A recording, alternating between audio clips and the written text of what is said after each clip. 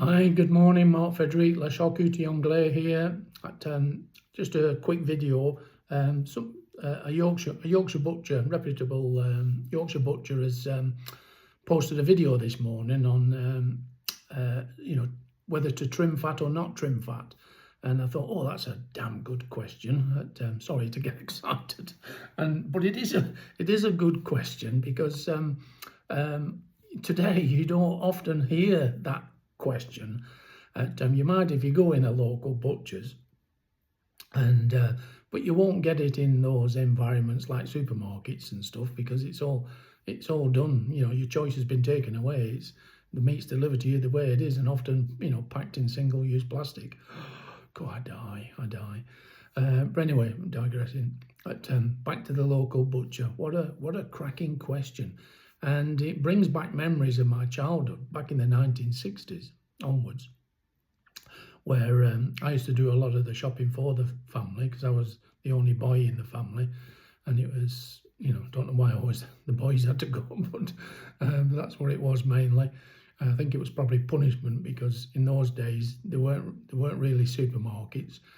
And so there was a lot of queuing, a lot of time spent in shops waiting to get your turn. But anyway, in the butchers, and back then it was questions like that were always being asked. Would you like me to trim the fat off for you, or would you like me to cut it this way and that way, and all this personal service that was being given to the customer, and a lot of customers, they loved it, and back in the day they'd be there with their pennies and sitting in groups out in the bloody street, sat on a stone wall and gossiping with their neighbours and saying, "Oh, there's been butchers today, and he's a good lad, that butcher, and I bought this steak and he trimmed the fat off for me. He's a lovely butcher, that fella. The meat had already been on the scales before he asked, "Shall I trim the fat for you?" So he made sure it got weighed in the price of the thing. And they would either take the fat or not take the fat within the packaging of the meat, or sometimes some butchers would even wrap it separate. And then they'll be encouraged to use the fat to cooking, because you don't want to use oils if you're cooking steak. And a couple of things you've got to do is heat your pan up first, all right, before adding your fats. Avoid oil like the plague. Try and always use the fat from the animal of the meat it is. So if it's beef, you need to be using beef dripping, okay? So you're imparting flavour rather than taking away flavour.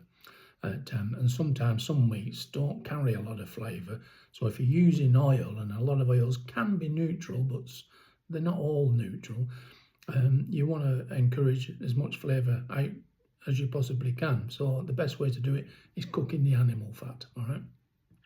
There's a lot more to it than that, but and if you're using dripping, you only need like a tablespoon in a good frying pan. Get your meat out of the fridge. If you've been keeping it in the fridge, get it out on the countertop, covered or uncovered, wrapped or unwrapped, for at least an hour. 2 hours would be better before you cook it. Now with your pans, you heat the pan up first, okay? Once your pan is hot, it's then you put in your fat, and the fat will instantly become hot, within seconds, okay? And then you can put in your steak to cook your steak. You can season it or not season it, it's entirely up to you. Sometimes I do, sometimes I don't, and the most I ever do is season with salt and pepper. I don't go for all these fancy rubs, dry rubs and all this sort of thing. It's not my game, but for those who like it, good luck to them. So it's plain salt and pepper for me, in the right fats, in the right pan, okay, cooked in the right way. And when you're cooking, you got to, you'd be tempted to turn the steak over, don't. And a couple of times you'll feel like this. Watch the cooking level come up the side of the steak, and once it's kind of reaching halfway where the colour of the meat is changing, only then do you flip it over and cook on the second side. But you only cook on the second side for about half the cooking time as you did on the initial side, okay? So this is my way, my tips. You don't have to follow them, I'm just giving you my version. So what sort of pans can you use? Well, excuse me, going off camera, but you could use one like this, alloy full of ribs, right? It's even got, you know, places where the dripping can come out, the fats can come out, all right? Alloy, ribbed, don't. They're useless, absolutely bloody useless. But I could go on and on and on and tell you how, excuse my French, how piss poor that pan is. But so what's the next thing you can go to? Well, you could go to stainless steel. Okay, but brilliant for stir fries, Chinese food, that type of thing. Absolutely brilliant when you want to, you know, saute some vegetables like asparagus and things. Brilliant for a steak. Not really. If you've got nothing else, it'll do, but it's not the best tool, all right? And that's stainless steel. That's a decent stainless steel pan, but it ain't good for steaks. So what do? You posh up a bit, all right? We latch onto a famous chef who's recommending his own brand of pans, these hybrids with stainless steel and the non-stick underneath the level of where you see the stainless steel pattern, okay? So it reduces contact surface area, okay? Did you hear that? Reduces contact surface area. So when you want to cook something, and if it's raised up from where the heat is, all right, that meat's not getting the heat it deserves, and that certainly goes for steaks, all right? Wish I'd never bought this, but I'm happy just with the plain stainless steel. This, just not worth the money. So, we all make mistakes. So, what is a good pan? Well, it's this one, all right? Cast iron, all right? This happens to be French brand Le Creuset, okay? But, good, solid. You can hear how solid that is.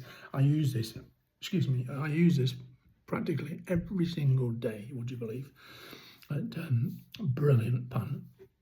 And, so that's the type of pan, cast iron, okay? What you need to be cooking a steak, and you need, you know, surface area, contact with surface area when you're cooking a steak. So, you know, bring it up, you know, bring your pan up to heat, get your fat in, and then get your meat in, seasoned or unseasoned, and then cook it the way I just described, okay? Halfway up, then turn it over briefly, and then of course, like, you want to leave it to rest a bit as well before you you know, slice it or whatever it is you're going to do with it, all right? So there you get the optimum out of it. So all those shitty pans, especially that corrugated looking rib thing, alloy, that absolute frigging useless. But the only time I use that these days is just to get some charred markings on asparagus and or spargel, German spargel, the white spargel. Try and get some charred markings, and then I have to finish it in another pan or an oven, in not in that pan, but in a different kind of pan. So but yeah, so, you know, just purely to try and decorate something.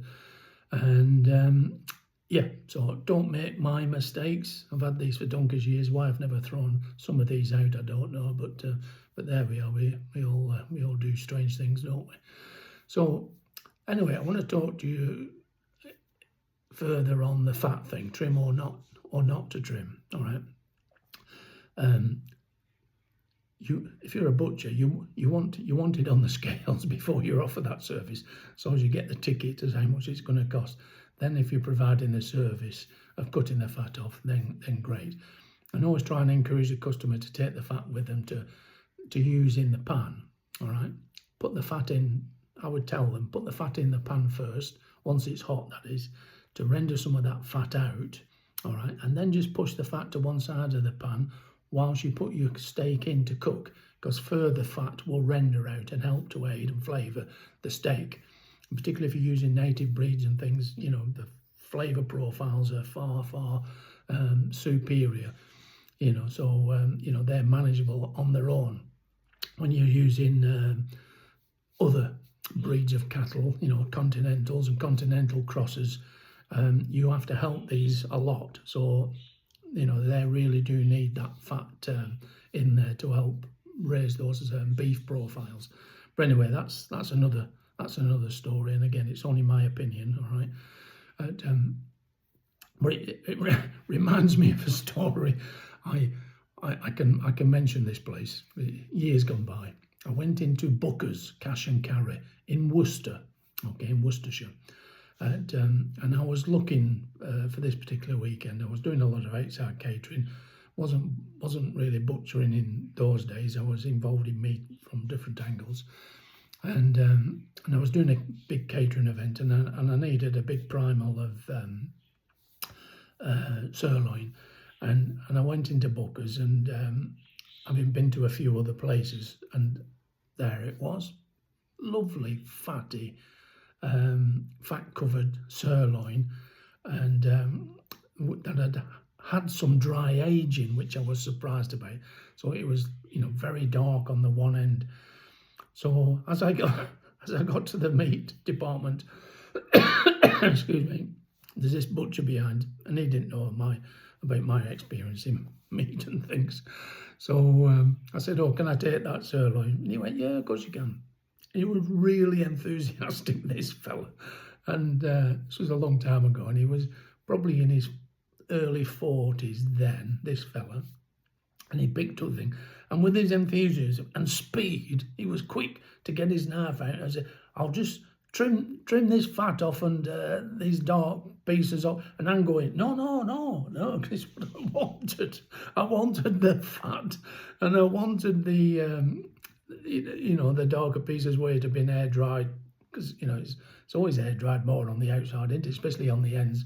So, and I'm going, no, because all that'll help protect the cooking with what I had to do for a catering event I was about to undertake at the weekend, and he's there already with his knife, already going through me, going, "Oh, it's okay, it's no problem," and he's already cut the end off, and I'm going, "No, I'd like to," and he's slicing the fat off, keep it on, and then he got it all wrapped up and went, gave it to me.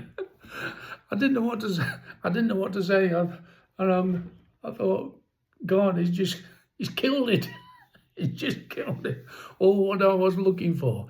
But, and that was this lovely piece of sirloin, with plenty of fat on it, and for my liking, not to be trimmed.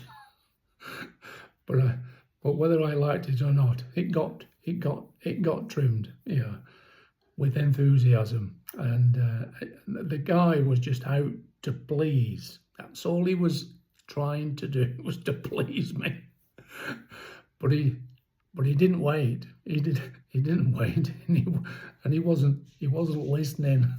So anyway, I took the meat without complaining, and I just put it down to experience. And all these years later, because it was quite a long time ago, all these years later, it's making me laugh. Thinking back to that particular story and that event, but yeah.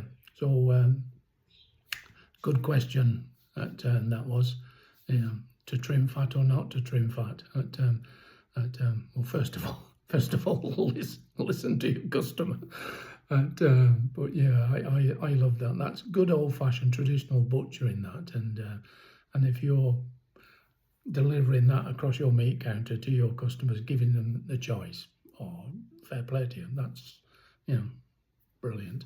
That's proper butchery. That's customer service. That is, and the customers will go away feeling dead chuffed as well. Because they're either going to say, "No, it's okay, leave it," or they're going to say, "Oh yes, please, if you don't mind, just trim that off." Because what housewives are like.